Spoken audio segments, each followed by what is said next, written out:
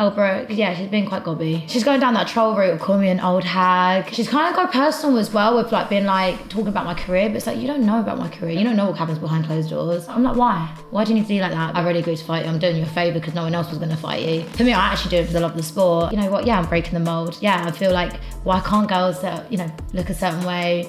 Or, you know, why can't certain people get into boxing? I think you dig deep and you find something inside you that I think is like really empowering. I had the absolute privilege interviewing Andrea Jane Bunker on my podcast. She's definitely best known for a TV appearance on Love Island 2021. Recording this interview, she's preparing for her up and coming bout against Elle Brooke. There was a lot of hatred, there was a lot of slander, there was a lot of beef between each other, so I wanted to talk about that. I want to fucking finish you, you disgusting little bully. Sadly, the fight didn't go so well, didn't go her way, she lost. So I invited her back onto the podcast over Zoom to talk about just basically how it went. She actually said in the media that she felt the fight was rigged, and now I'm talking to her about what she's going to be doing next. Be happy, never content, and thank you very much for staying tuned.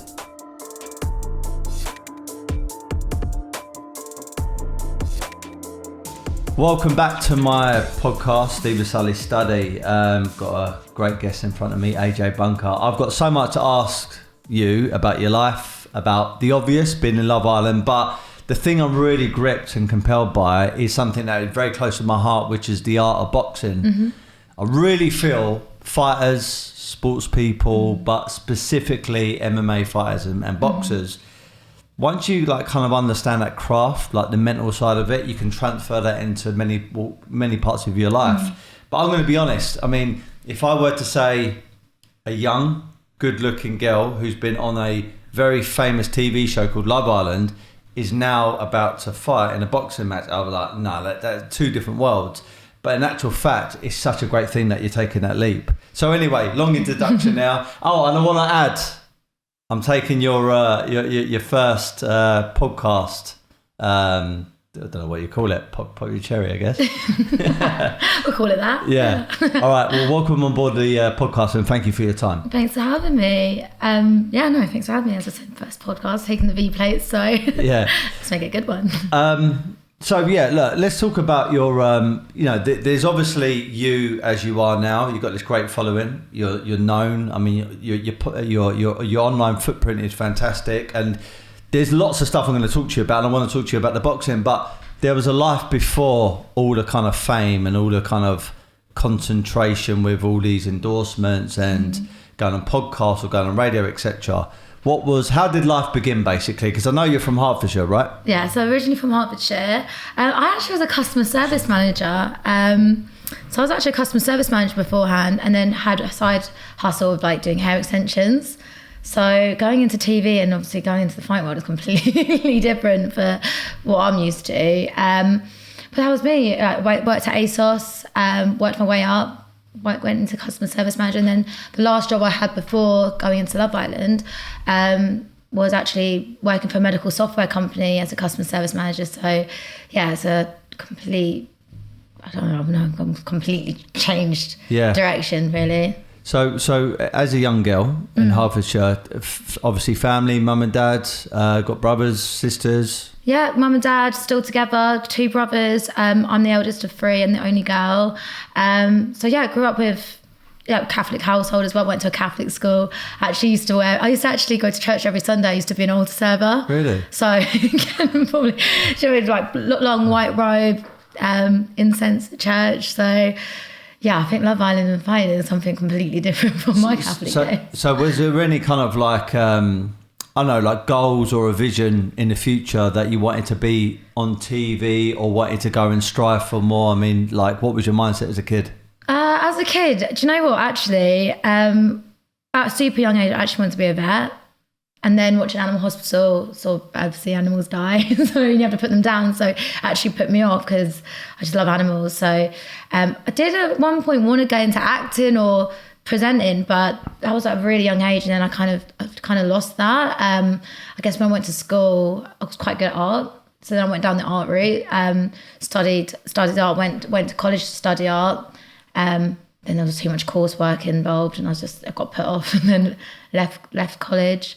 then ended up getting a job, and then that's it. Bought a house at 20 and then stuck a mortgage. So I was like, right, that's it. I'm just gonna work hard, and I love traveling. So for me, my goal was work hard, pay the mortgage off, and then travel the world really as much as I could. Okay, good plan. On that note of art, you're in our art studio, private art gallery here in Soho. I know I haven't actually taken you next door and showed some of the pieces, but what do you think? Good, yeah. I didn't realise I was in an art studio. I forgot to mention that. I'll give you a bit of an education later on after this about, you know, who the artist is, etc. But yeah, this is the world that we're a part of. Things are going really well. We're about to move space into a main gallery in Mayfair. When we have the opening night, I'd love you to come down.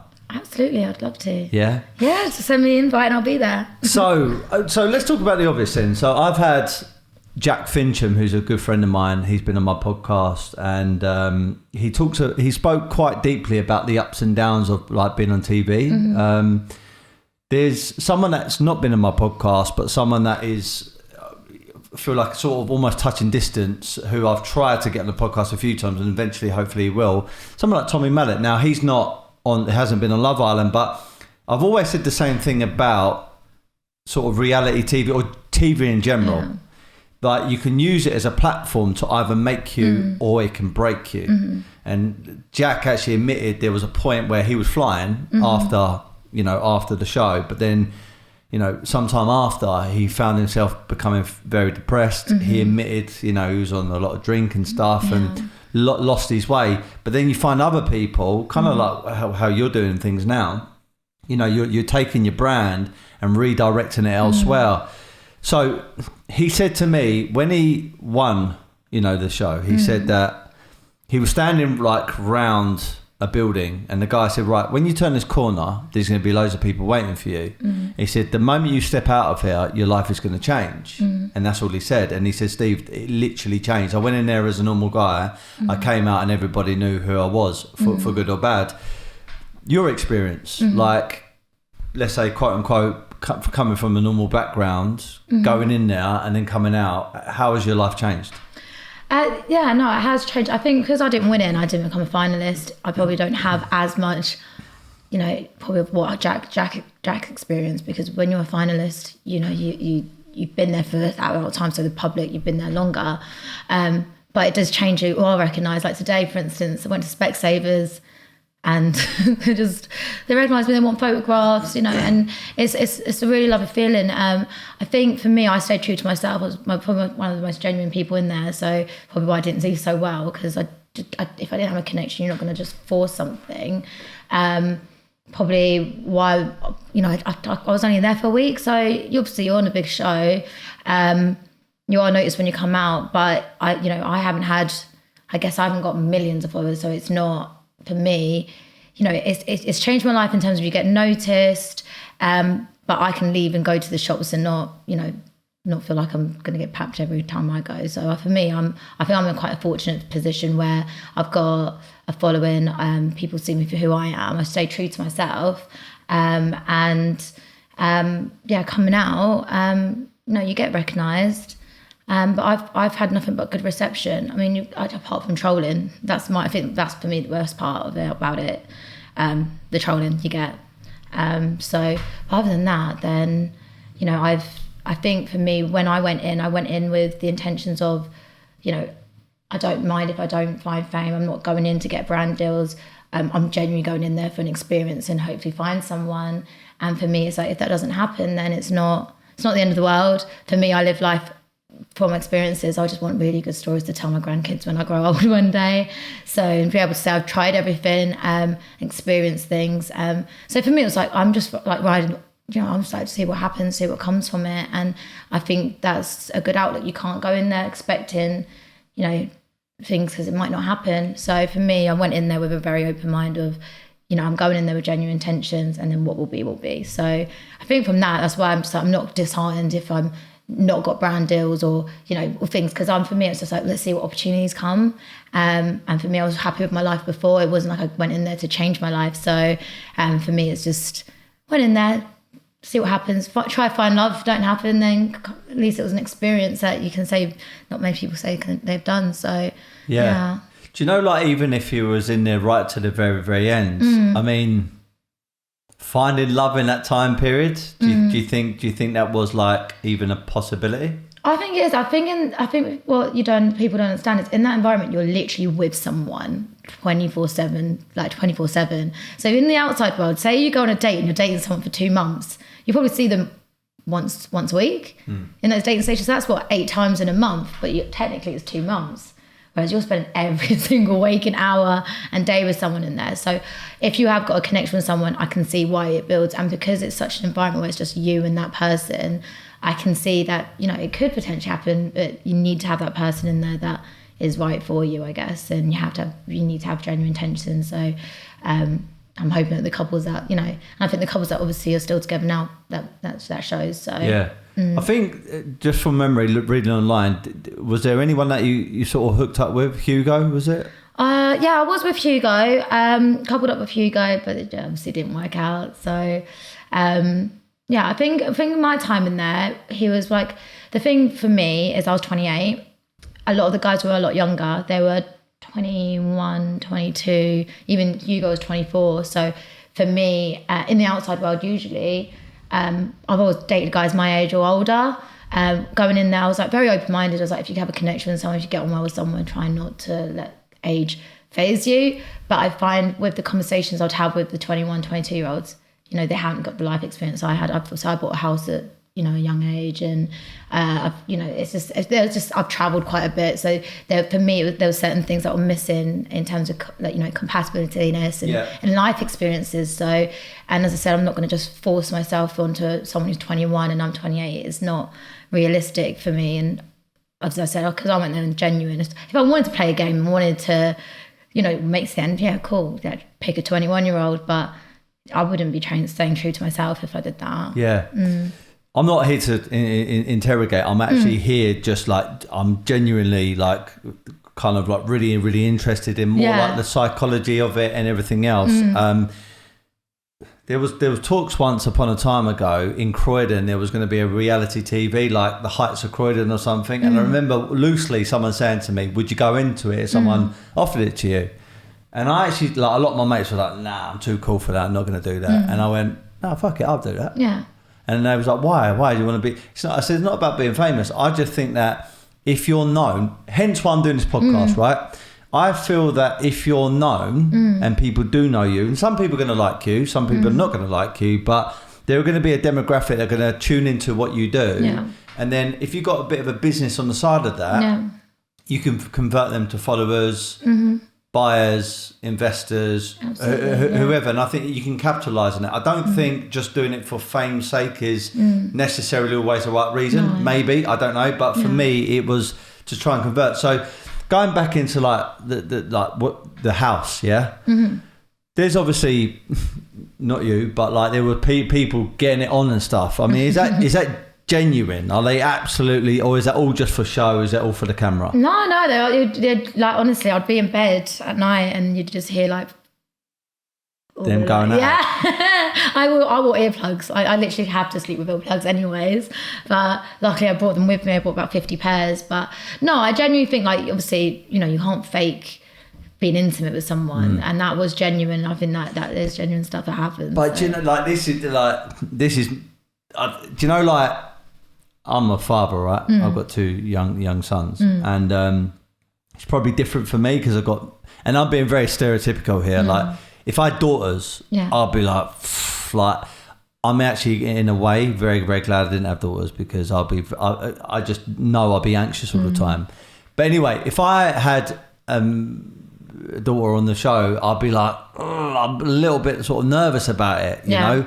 One, because your feelings could get hurt. You could find love, then lose love. There could be someone trying to put themselves onto you, or there might be a moment of madness where you do something crazy. And I don't know, did the parents say anything? Did your parents said anything to you, or? Well, for me, I spoke to my parents before going on there, and as I said, I grew up in a Catholic household. So for me, I was never going to have sex on TV. I'd always have that in the back of my mind. I would never do anything like that, because I feel like it would absolutely traumatise my parents. So, but I think for me, I think, and my parents, I think they know that I've gone through relationships. As I say, I'm 28. I'm not like a child. I've had long-term relationships. I've gone through breakups. I've been cheated on. I've honestly, my dating history is, I could write a book on it. Honestly, the tales of just how unfortunate, like my life, like unfortunate dating past. So I think from they know I'm quite strong. I'm quite strong at that, and I know I can handle myself, and I'm quite resilient when it comes to that. But I think they obviously are worried about you. Of course, you're going to worry about seeing your daughter get heartbroken or upset.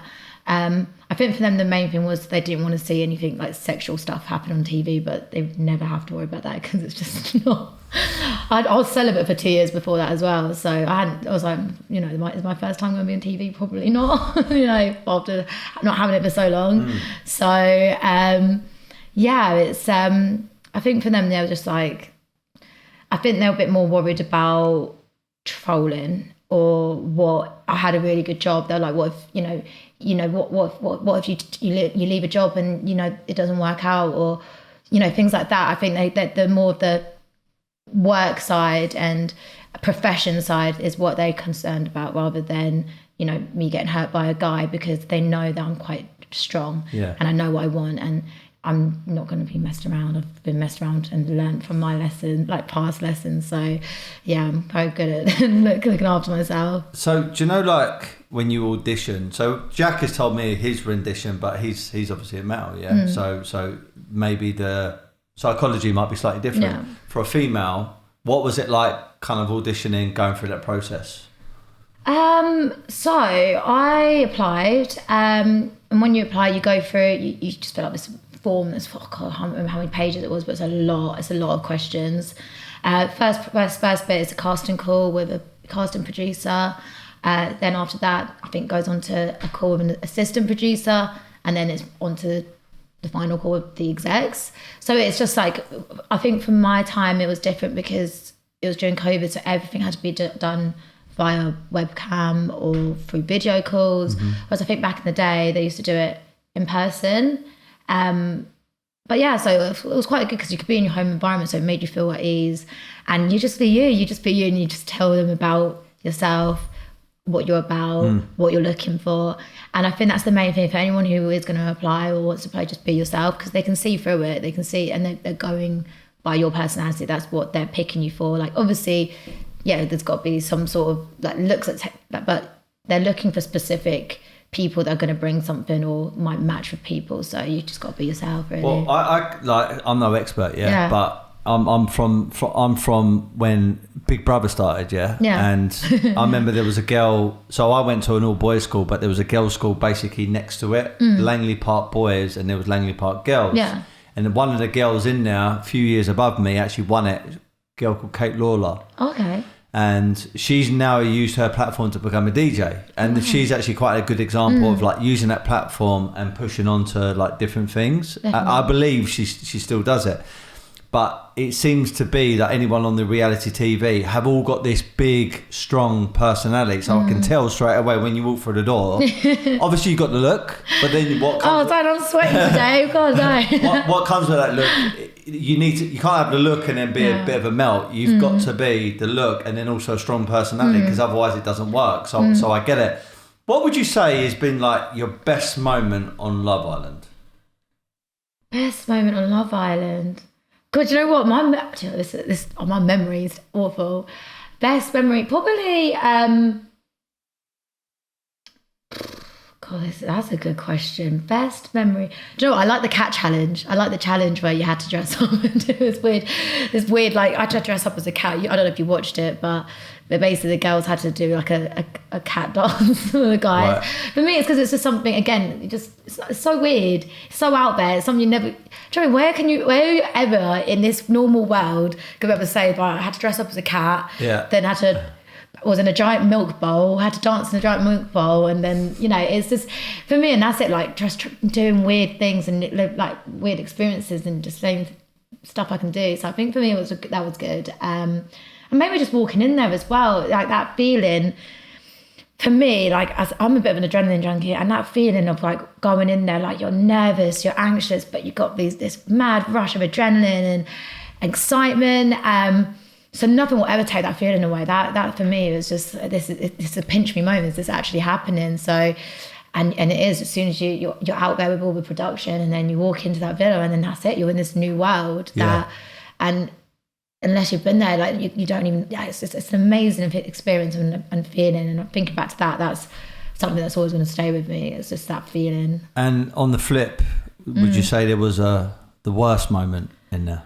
I think one of the worst moments is, I think naturally as a bombshell, you go in there, you do feel a bit isolated. So it's not that it was the worst moment. I think in there I was a little bit anxious. I would have liked to have more time, because when you're a bombshell, it takes time for people to warm to you. It takes time for the public to warm to you. So, for your personality to come through. So for me, I don't even think I was a full extension of full version of myself, because when you first go in there, you're so nervous and you're anxious. So it's hard to just be natural and just be like your crazy self, because I'm a little bit more of a live wire than how I was on the show. It was me, obviously, but I was a little bit more reserved. And probably the worst part is probably obviously getting booted off. And I think it was quite an unfair way, because it was like basically it was the girls were in the bottom three, the boys were in the bottom three, and then it was down to the Islanders vote. Right. And obviously the Islanders are going to keep who they've had in there and built friendships with and had them there longer, rather than the new person that's been there for a few days. So I thought it was a bit of an unfair way to go. So I'd rather have been a public vote than that. Yeah. Okay, so a couple last things about this subject. Yeah. So going in, normal person, did you have Instagram before going in? I did, yeah. How many followers do you think you had? I had about 1,000, maybe 1,500. So now you're over 100,000, blue ticked, and that is a fantastic thing. But it comes with obviously responsibility, and like you said, there's trolls, haters, and people that just try and upset you just because they're fucking idiots. Oh, yeah. Seeing that going from like, a normal account to a sensational account overnight, and I always say the same thing to people, like Instagram, social media now isn't just social media, it's actually a business platform, because if you've got 100,000 followers and you're recognised as a quote unquote celebrity or a profile or an influencer, you can actually start monetizing that. And I think that's a fantastic thing. So what was that like, that feeling like going in there and then coming out and like, wow, like I've got fucking a lot of people following me? Do you know what? When I first came out, I actually didn't come out to a massive following, because the show changed my name, so no one could actually find me on Instagram. So it grew over time. So I think obviously now it is over 100. So it's great. But actually it was still massive, big following from what I went in with. But it is mad. To me, it was like the messages that, like, I got a lot of nice messages as well as bad messages, and it is crazy to think that, oh my God, these people are invested in me, and they're, it's just like, wow, it's madness, really. It is madness that you come out and it's like, oh, people know you. Yeah, know you. And it's the same when you walk in the street. I think I've had crowds of people wanting photos, and it's like, you want a photo of me? Like, why? That's just such a weird thing, because to me, I've not changed. So I'm just like, huh? I'm a little bit confused by it still. So it's like, when I'm out, as I said, in Specsavers today, it's like, people winning pictures, and I'm like, I'm just going for an eye appointment, and it's such a lovely feeling, because everyone's so nice. But I just been like, oh, you want photos of me? It's such a it's still to this day, it's still quite strange for me. Yeah. Could you share any like positive messages versus negative messages? And one of the reasons why I say this, because Jack, I love him to pieces, because he was such an open book, and he was so like forthcoming with his mindset on stuff. And he said to me, once you come out of there, he's got like 1.9 million followers or something. He said, even when you're alone, you're never really alone. No. And he said, watch this. And he'd done a live demonstration. He went to his DMs and he found a DM, clicked on the DM, and it said, someone said to him, them shoes with them jeans and that top, who do you think, like saying like, who do you think you are? Yeah. You look like a wanker. And literally I had gone to Leicester Square to meet him, Leicester Square, Piccadilly, walked back, and in that time period, someone had sent him a message and was trying to basically insulting him. And he said, this is what happens. Yeah. He said there are nice messages, but there are people that throw jibes at you. So like having that constantly, whether it's good or bad, like could you share just some of the insights on that? Oh God, yeah, I can give you a few examples, and this is how just the contrast. So I think I put a story up the other day. I was sitting in my car, and someone replied back to the story going, "I hope you crash." But then you'd get the next message above that would be from a young girl that's like, "You're a massive inspiration to me." So, and I love you, and I love seeing you on Love Island, and I love seeing what you're doing now. So it is mad, and you got to try to be resilient. But it's mad that people are so invested in you to want to. That there's two different spectrums that people are so like. I've got messages where I think there's one guy there. Well, not one girl. There's girls out there that'll be like, "I love you," and I love you, like, and it's like that's so nice, but. And you're like, they're so invested and they're such a big support, and they love you for who you are. But as I said, you get the haters, you do get trolling. And I've had some really bad trolling messages. As I said, people telling you to die. I said that guy the other day saying, "I hope you crash." And just, people just saying about your looks and stuff. So you've got to be resilient, and you've got to try to look at the good rather than the bad. But yeah, if you're having a bad day, just try not to look at your DMs, basically. I was going to ask you, I mean, it probably really is nice when you're getting really nice messages. I mean, look, I've not got a huge following in comparison to you on Instagram and stuff, but I do get occasionally, quite frequently now, say, "I'll watch your podcast, really enjoyed it," and say really, really nice things. And occasionally I might get some wanker that says something which is quite sort of undertone trying to like slag me off, and I just can't be bothered and block them and just delete them. But with yourself, like how do you block out emotionally from your mind as well, like these haters and trolls? So do you know what, I'm just quite resilient, and I've got, luckily for me, you got to know yourself, basically. I know myself. I know I'm a good person. I try and be a good example, and I'm trying to be good all the time. I never try insult people or try to be a bad person. So when people are hating or trolling me, I'm just like, you are literally just doing it for the sake of being a dickhead and trolling. Do you know what I mean? It's not. I know I'm not a bad person. I know I'm a good person. I know I'm not a bad person. So that's why I try to be resilient to it. And it's just, I think it's quite sad when people are like that. It's like, you're really investing time out of your day to message me. I think actually that kind of person, I feel sorry for them, because if you have that much hate and you feel like that, and you have the time of the day to look at, just hate on someone, what's that say about you? So I just feel a bit sorry for them, and I'm trying, you've got to be resilient to it. But anyone who goes into that kind of show, you just got to expect it, and you have to be resilient, and you've got to be a strong-willed person, because if you're not, then you ain't gonna be cut out for this world, because you're gonna get hate, and the bigger your following gets, the more hate you get. That's it. That's how I see it as well. Definitely. Aaron Chalmers is another one of my friends. I actually sparred him and boxed with him, because we boxed down the same club called Boxing Booth. Really lovely guy. A great podcast with him. Great episode. Obviously, it was on Geordie Shore, and the fucking him. Like, even now, I could pick up my phone, and I guarantee you there would be a comment on the podcast that we done with him. And a lot of the time it's nice, but then there's going to be some hatred on there. And anyone's got a pretty big profile I've interviewed, it's the same. Especially if that person's outspoken and they got a view on something.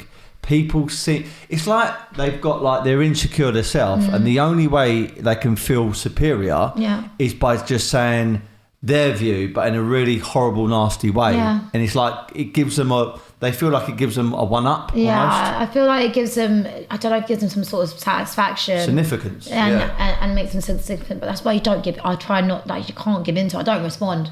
Because that's what they want. They want to try. Like, they probably want to have a fight. Yeah, they want to have a fight, or they see you, and it's either jealousy or hate. And if you're going to retaliate, then they're kind of winning. So you just got to carry on doing you, and it's just going to probably annoy them more, because you're just living your life, being happy, and just not let this stuff phase you. And as I said, I just think as you said, what kind of people have the time of their day to just hate on people for no reason when you've done nothing wrong, So I'm just like, that's a reflection on them. They just think, what sad lives they live, really. On the note of like the trolling, and it's like the mental health conversation we're having here, okay? And I know this next part you're not necessarily an expert in, but I want to ask you because you were a candidate on Love Island. So obviously people like Big Mike, Sophie got, is it Grandin? Yeah. And then obviously Caroline Flack. Lewis Burton has been on my podcast. He's a really good friend of mine. Love him to pieces. He's a fantastic guy. And I obviously asked him the same question because he was dating her at the time. Yeah. Like, these people have gone on to the same show you're on before your time as well, and they've passed, you know, they've taken their own lives. Like, obviously you knew that when you were going on there. Now I've got to know you in a very, very short time. Like, I've got to know you for about 45 minutes now. I feel like I know you personally. You're definitely strong.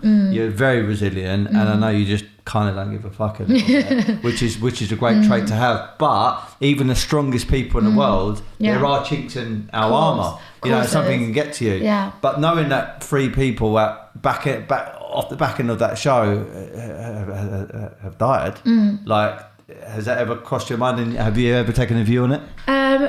So for me, I think fortunately with the season I was on, I feel like ITV did all but made sure that this wasn't happening again. I think they put people that you had to do psych tests before. You have to do all auditions, but on top of that, I had to do 2 meetings with a psychiatrist who would do these mental health checks on you, and they'll ask you questions. So I guess they're testing whether you are resilient and strong. And you do have a welfare team, and you get given a psychiatrist after Love Island as well. So you know you're supported. But obviously it's still a concern because no one can ever prepare you for, as you said, what you're going to come out to. They tell you what it is, and they say you've got to be strong, you've got to be resilient, you're gonna get trolled, you're gonna get this. They do pre-warn you about that. You know, I remember when I left, they made us watch like presentations on how to like deal with the outside world, basically. So I guess maybe with my season they probably learned from their past mistakes. But then again, as you said, you still don't know. Someone from my season might still be feeling like that. You just never know. That's why people always should try to be kind, because you don't know what people are going on, you don't know what people have got going on behind closed doors. Fortunately for me, I've got really, really supportive friends and family, and try not to let too much faze me. I'm in tunnel vision, just in my own little bubble, I think, and try not to let things get to me. But yeah, of course, it's a concern, and I think people don't want to be hated. I think for me, I want to do good, and you want to be liked as well, you know. So when you're not a bad person, it is just like, you know, what have I done wrong? And for me, as I said, when I came out, what I got trolled for, I didn't even expect. What did you get trolled for? Like looking old. Looking old? Yeah, looking old. So I got a lot of my troll was like, I look like a granny, or I'm too old, and what? You know, and it's something I didn't even cross my mind. I thought there's so many things. What? Looking old? That's and I was just like, there's so many things I could have been trolled for. I thought, and that's the thing, before going to that show, I picked at myself. I really picked at myself. I had lots of stuff done to my face because I was so like, oh, what are they going to pick on? What are the public going to pick on? And then you come out, and yeah, the things that get picked on is just like looking old and looking, you know, like a granny and stuff. So you're just like, didn't even see that come in. Didn't even expect that. Do you know what I mean? It's just like, what the hell? I was 28. You know, I'm not even old. Maybe then is that the show's fault? Because I was old compared to the others, to be fair, because they were all like 21, 22. So maybe that's why as well. There wasn't enough maybe guys of my age in there, but I didn't pick the lineup. I didn't pick the cast. So, you know, why am I getting trolled for something I can help? And I didn't, you know, I didn't decide who was going in there. So yeah, but it was mad. When I was doing my a bit of research on, like I do with all my guests, I went onto the Love Island website, and like I was looking at every single person that had been on there, and it's like every person looks like they're perfect. Like they literally do. They look like they're carved out. They look like they're beautiful, handsome, and they've got the best bodies ever. And you can kind of see like the public perception, like these people are like Greek gods or goddesses, and they're on such this pedestal that if you are insecure or you do feel bad about your own life, you kind of want to start maybe saying stuff. And I think again, like, am I taking a bit of a sort of not a bias, but like not even a sexist point of view, but like if you're a female on now and maybe you are encouraged to be a bit more sexual, like even on your social media. Listen, if I had your body and I was a female, I'll be doing the same thing. Yeah. You know, but that comes with a price tag. You know, if you're going to look in a certain way and pose in a certain way, that's brilliant for business and brilliant for endorsing stuff. But then at the same time, you are going to get arseholes that are going to come after you. That's it. And you got to just expect it. And that's why you got to stick with doing the things. Don't ever feel pressured.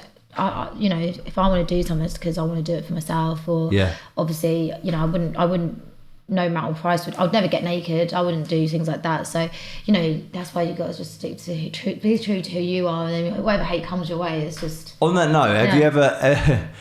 I was not even going to ask you this, but you just triggered something. All right. I met, so Megan come over here as well with Jack, and I was chatting to her for a little while. And if you're listening, Megan, you've not stuck to your part of the bargain coming on my podcast, but that's another conversation. Anyway, OnlyFans. That must be such a tempting thing. I'm not saying for you, but I'm going to be honest. If I was a female, our head of operations over here, she's not here today, she's called Lauren, right? And I speak to her all the time about this. I'm like, you could go to a strip club right now and you could start earning some serious money, like serious money. And then there is a gateway, which is a bad gateway to the other life, which is full of problems, I believe, but people choose to take that line. Or you could do OnlyFans, or you could do whatever. That not a bit tempting or ever cross your mind to do like OnlyFans? No, not for me. No, just as, do you know what? And I don't. I've got girls mates who do it, and I do, like just said, I do laundry. But I was talking to someone about this. I'm not going to mention names, and they were saying how much you could make, and I guess, think Megan's like making like 300 grand. Ridiculous. Yeah, you can make serious cash. I think there's a fine line though, because I think what this specific person was telling me is like you start with an OnlyFans. And you can start with lingerie, but then, you know, what is your audience going to want more? And if you're not getting them more, are they going to start dropping off? And then do you get too addicted to the cash that you know? And for me, it's like, I want to put myself in situations to feel like maybe I want to, you know, go down a path that maybe I don't want to go down. As I said as well, like obviously I grew up with a Catholic household, so I think I don't judge girls that do OnlyFans because it might just be lingerie, but I guess you don't know what's going on. So just the name OnlyFans, it's like, it could be lingerie, but there could be so much more there as well. So I don't know what perception my parents would have of me with that. So it's just I always try to think about, do you know what I mean, how my parents would see that. So I put myself in their position again. Like, listen, if I felt I was going to earn 200-300 grand a month by getting naked, I'll probably think about it quite seriously. You could still do an OnlyFans. I'm thinking about it right now, actually. This is actually so you don't have to be a woman to do OnlyFans. This is me actually subtly asking you whether I should do it. Well, let's see a bit of the body, and then let me get back into my training camp, and then I take off my top. But no, do you know what? And I think that's it. I think it just sticking to your, like, who you are and what you're willing to do for money, or and what you're comfortable with. You know, I could probably just do lingerie pictures and there, but as I said, I think it's just this conversation I have with that particular person, and then them saying that it could lead to more, and where's a fine line, because, you know, you start seeing this money come in, then, you know, if it's just lingerie pictures, you know, and if your subscribers want more and you're not giving them more, then they might stop subscribing, and then you might feel pressured to be like, oh, I know how much I can make, and then is it going to be a snowball effect of, right, now I'm going to end up doing other things, and that's what worried me, really. Yeah. But, you know, I put lingerie pictures up on my Instagram, so, you know, that's why that conversation started with my friend. They were like, you do it, and yeah, you're probably making money from the brand or whatnot, but you could do that on OnlyFans and you could make serious money. But yeah, I think, and I'm really, really inconsistent as well. I wouldn't be able to post all the time. I'd be awful. I'd forget. I'd probably neglect it as well. I'm awful with my socials, so let alone what I'd be like with OnlyFans. So, but yeah, no, I don't judge anyone who does it, because I think it's obviously that's people's, like, what people want to do is their hustle. But yeah, for me, it's just it's just never even a thing. And I think as well, like I saw there was a girl from Hollyoaks. I can't remember what her name was, but she was an actress, and she got fired for being on for starting an OnlyFans account. And for me, I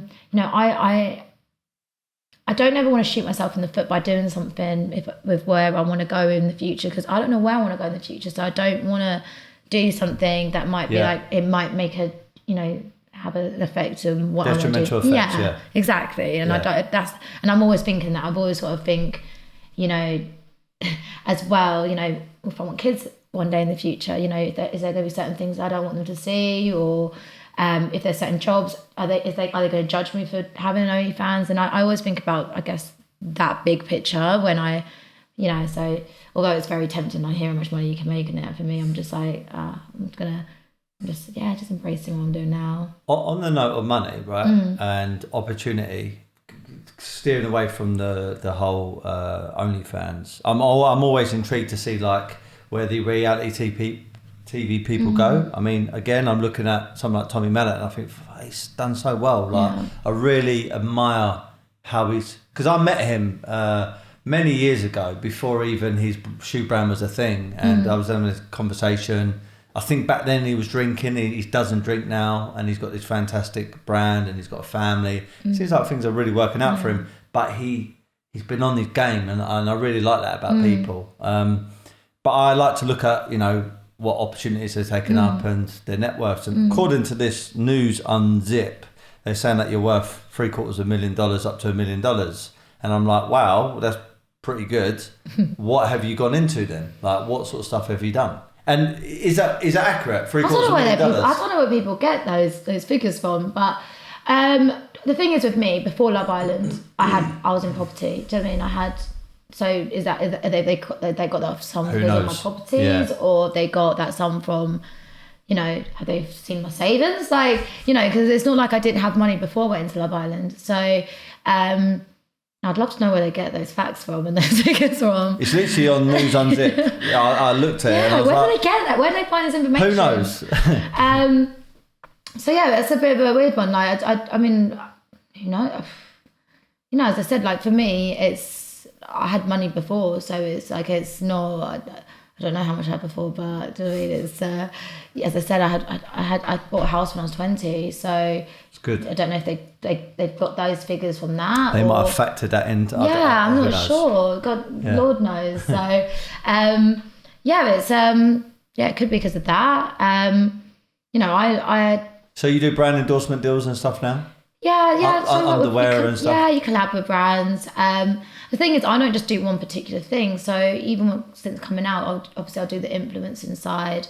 I still kept doing hair extensions because that's what I did before. I did not love my job before. I left my 9 to 5 because this world you live in now, you can't do a 9 to 5 and then balance everything else. If I could still do that job, I still would do it on the side because I love the people I worked with. But with the hair extensions side, I did want to still continue doing that because I can work that around my everything else. So yeah, for me, it's I've got my fingers in a few different pies. So it's like there's stuff people see on the outside, and there's things behind the scenes that people don't see. So it's that's why I'm like, where do they get those figures from? And who's been doing their spying, or who has been where do they get this information from? Fuck no. I mean, listen, I've read some mad stuff, even about myself online, and it's just complete fucking made up stuff. Anyway, let's talk about something I'm really excited about, which is the boxing. Yeah. We're on the 12th, so you're fighting on the 16th. Yeah. Yeah. Okay, my dad would say, if he was here interviewing you, AJ, why the fuck is a beautiful girl like you fighting? Because he would say that. Yeah. He's a typical old school man, and he wouldn't understand it. But why are you fighting? I mean, why would you, out of all people, step foot in a boxing ring? Because originally it was actually going to be MMA, right? Wow, do you know what? Originally, it was going to be boxing. Okay. Then that got postponed. Then I went into MMA. Then that got postponed, and that's what's brought me back to boxing. Because that was on Celeb MMA. Celeb MMA. I mentioned to you that I interviewed Andrew Henderson, the freestyle footballer. Yeah. There was obviously James Locke on there, James English. There was a bunch of others. Oh, there's loads. And this Josh Myers. Josh Myers, who's been on my podcast as well. And I was watching it for ages thinking, right, these guys are going to get on soon. And then bang, it sort of just fizzled out. Yeah, I'm fuming. It just seems like, you know what, it's great in one way. Like, I don't know whether it was because of Jake Paul, Logan Paul, KSI, even Conor McGregor going from MMA to boxing. It's kind of stimulated all this stuff from 2017 to where we are now. Yeah. But it seems like everyone wants to fucking fight. Yeah. It's like... It's massive now. I don't know why it's gone massive. It's like they just love seeing people fight. You know Wicked and Bad, which is run by a bouncer. Yep. Like he's got his own thing going on. And I've seen another version of that over here. And it does seem like just everybody likes to tune into a good fight. Good scrap, yeah.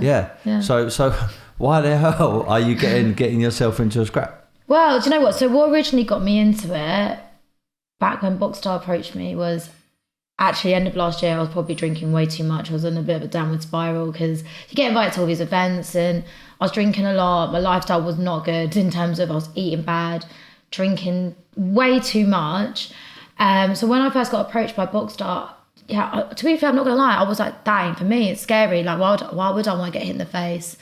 And then I thought about it and I was like, do you know what? Maybe this is what I need. Like, I need something that's going to give me a kick up the bloody arse because I'm not healthy right now. I'm not in a good... And when you're not looking after yourself, it doesn't just affect your body, it affects your mindset. And I was like, I need something to get me motivated. I need something that's going to push me. I need a goal and I need a target. And that's why I did. That's why I agreed to do it. And I ended up falling in love with it. I've never watched boxing. Do you know what? Apart from when you see the big names... You know, you watch it. Anthony Joshua. Or, Tyson Fury. Yeah, so, but otherwise I would never really considered watching a boxing match. But I literally ended up falling in love with it. I ended up doing the training and I was like, do you know what? This is so liberating. It's just, I felt empowered. I felt amazing. It gave me like confidence I never even saw. And I used to get anxiety. I get anxiety going to the gym on my own. I guess I'd say I'm quite fortunate. I didn't never really need to go. But when I did go to the gym, I'd literally go in there and leave because I used to be so anxious. And I guess boxing was a way for me to find a fitness, whereas, you know, it's because it's contact, there's someone there, and it just got me into a way into fitness and changing my view on staying fit. And also, I think we had a conversation over voice note over the weekend. Yeah. I think it breaks the mold. Yeah. Like, when I was, sound like a war story this, but when I was younger, when I was an amateur boxer, 14, you go into that boxing club, there was no females in sight. Yeah. None at all. Oh, yeah. There wasn't even timid little kids. It was mostly like kind of alpha male type people. There was a few timid ones, but I was probably the most timid in there. Yeah. And then when I started, you know, boxing on like the Queensberry League, which is now Quest, I was going back to Bromley Down in my former amateur club, and I walked through the door, and the first thing I noticed is, fuck me, there's females. This is different. Yeah. And it's such a healthy thing, because do you know what? Men actually train harder. I think in a work environment, boxing or in an office, they work harder when there are no females are there. Oh, so they need to try and impress them. It's because it's like the thing, like, I'm kind of the man in a roundabout like way. Alpha. I just think it's healthy. I think they just bounce off each other, and I think breaking the mold is good. I think having a goal that you're determined to win and overcome. Oh, yeah. And I think opportunities are born off the back end of it. Absolutely. Tell me about your opponent. My opponent? Oh, yeah. So, what, for MMA or boxing? The boxing, because it's this weekend. Yeah. So my opponent at the moment, Elle Brooke. Do you know what? I didn't know her from before, but she's been quite gobby. Yeah. Is she? She's trash talking. What's she said about you? Again, she's going down that troll route of calling me an old hag. She's kind of got personal as well with like being like talking about my career, but it's like, you don't know about my career. You don't know what I do apart from, you don't know what happens behind closed doors. So yeah, she's just trying to trash talk. She's trying to, I think she's just trying to get a reaction out of me. And do you know what? I'm like, why? Why do you need to do like that? Because for me, I actually do it for the love of the sport. And as I said, I fell in love with the sport. And I feel like, you know what? Yeah, I'm breaking the mold. Yeah, I feel like, why can't girls, look a certain way? Or, why can't certain people get into boxing? I think they shouldn't be intimidated getting into a boxing ring or, going into a boxing club. But yeah, I think she's definitely trying to go down that route of the trash talk. And I'm just like, why? I've agreed to fight, yeah. I've already agreed to fight you. I'm doing you a favour because no one else was going to fight you. So, I mean, so you don't need to come for me because, do you know what's the need? Like, why are you trying to start drama when, you know, it just, and I think it takes away from, for me, I love the sport and I feel like it makes the sport look bad. And I'm really trying to show, for me, I want to influence girls, not even just girls, like guys that might not feel like, you know, you've got, for boys that are boxers, you look at boxers and you think you maybe need to be a certain type of person. I really want to break that mold. Yeah. I really want to think, you know what, actually, yeah, no, because it's so good for you as well. Like, I, honestly, since I've done boxing, like, I found a new confidence. You know, it helps your self-belief, your self-confidence, you learn self-defense. And I feel like, you know, girls should get into that and not think that you have to trash talk. There's not a certain sleazy, not sleazy, but this trashy thing where it's just scary and horrible, you know, because it's not about that. The side I see of boxing is, you know, you're determined, you're strict, you're motivated. You know, you find something inside you that you dig deep, and you find something inside you that I think is like really empowering, and you find a side of yourself that you never knew you really had. Yeah. You know, like I didn't know I was this fit or this strong, and there's just something so liberating from hitting pads and hitting bags and hearing it crack. I know what you're saying. I know what you're saying. What about your sparring? What's that been like? Sparring's been. And I want to mention as well, big up to Jordan Reynolds, former podcast guest of mine, fantastic trainer, amazing. Really good guy. I mean, he's heart of gold, that geezer. He is. Do you know what, Jordan, if you listen, I appreciate it so much. He's come in so last minute for me as well. As I said, I've had 2 weeks to prepare for this fight, and he's been there every single day. You know, he checks in on me every day, make sure that I'm good, make sure I'm supported. But he has been pushing me super hard. I mean, I think the other day he was making me do 400 meter sprints in a minute. I literally like nearly puked. I was like, I'm going to be sick. Sparring the other day, I was like, I need the toilet, Jordan. He was like, I don't care. He's like, you're going to finish your rounds. He's strict, and he's like, you can't stop on the night. So, you know what I mean? You've got to power through. And that's the right way to be. And it is the right way to be, because he's not going to be easy on me. And you think maybe he would, but he's like, I don't care if you're a girl. I don't care. Like, we want to win. He's like, no one's going to go easy on you when you're in that ring. So I've got to push you. And I can't thank him enough for that. I appreciate him for that. In terms of sparring, obviously I had 2 weeks notice. So I've sparring pretty much nearly every day or nearly every other day for the last. How you been finding it? First, Joanne, it is scary. It's scary getting into a ring, and I've been sparring with different opponents as well. So you just don't know what they're going to be like and what they're going to bring or what their style is going to be like. But that's good, because that again is preparing me for, I don't know how Elle's going to fight on the night. So it's like I've kind of explored all avenues. But you won't see it now. I've recovered quite quick, but I've had nosebleeds. I busted my lip open. I'll show you pictures. I don't, honestly. And then it's just that, and it's when you first get cracked in the face like that, and you get your nosebleed or you get your lip split, when you're like, this is actually real. It's not just hitting pads or hitting bag. It's like there's literally someone who's out there it's either you or them. So, you know, and it's crazy. So yeah, the sparring, I've only just obviously recently just got into it and started doing it, but since I started, it's been constant. But it's been good. It's been good.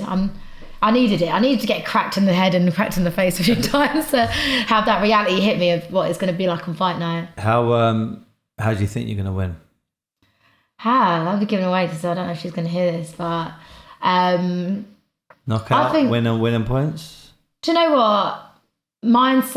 I don't know. Do you know? I'm going to bring everything, and I think I can't.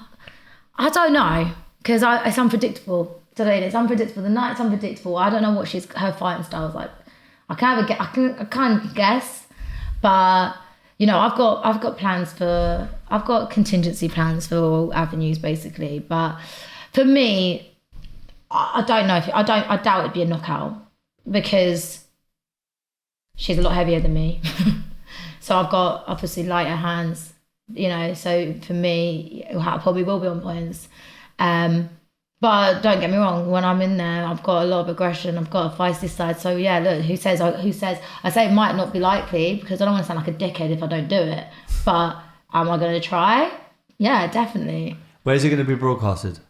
I I think Kingpin's got its own pay-per-view link, which you can find in my bio if anyone does want to watch the fight. My bio on Instagram. So yeah, that's where it's going to be broadcasted. And obviously it's a live fight, but it's sold out already. So it was sold out before I got on the card actually. So lovely. Yeah, that's another reason I was like, you don't need to trash talk me, hun. The fight's sold. Like, do you know what I mean? People invested in wanting to fight. You don't need to be a dickhead to me, because if anything, it fuels me more to want to go in there and beat the crap out of you. Especially because I'm someone who's used to trolling, I'm used to bullying, and and I've seen it, and I don't stand for it. And I want, if anything, I just want to show anyone who follows me or anyone, I can have any sort of influence, and that bullying does not win, and it fuels me more to fight harder. I want to fuck her up. I'm not gonna lie, literally. So she's probably our own worst enemy now. I'm really looking forward to it. I'm going to subscribe over the weekend. I want to say thank you very much for coming on the podcast. I really would love to do a part 2 with you, like after you've won, and maybe your next move and what you're going to be doing. Because I know it's going to influence, it's going to inspire, it's going to motivate a lot of people, men and female. And yeah, I think your journey is only just beginning. You're a very interesting person. You've been a great guest. I want to ask you one more question. I ask this to every single guest. When I first started my first ever company, when I was like 24, 25 years of age, there was a sales company. And to motivate all the salespeople, I come up with a mantra. And the mantra goes like this: be happy, never content. Now I can tell you my interpretation of it, but I'm going to ask you, AJ Bunker, what does be happy, never content mean to you? So I say be happy, never content is like just never settle. So if you're happy, you still got to find a goal. So you don't want to be content and just sitting, resting. For me, that's it. That's how I take it. Like if you're content, that's it. You're never going to push yourself to do more, or look for more, or find the next goal or target. So for me, that's it. It's a good saying in terms of like, I want to be happy, and I want to be happy in what I'm doing, but I don't want to be content, because I always want to find the next thing that I want to do, or next adventure, or next, as you say, next avenue or next goal. So that's my outlook on it. Top stuff. Thank you very much for your time. It's been brilliant. Very good luck for your fight. I know you don't need it. You've already got the personality and the attitude to win. And yes, I'm gonna be very happy when I see the outcome. Oh, amazing. All right. Thank you very much, and I hope everyone's enjoyed this podcast, and stay tuned for many more guests. God bless.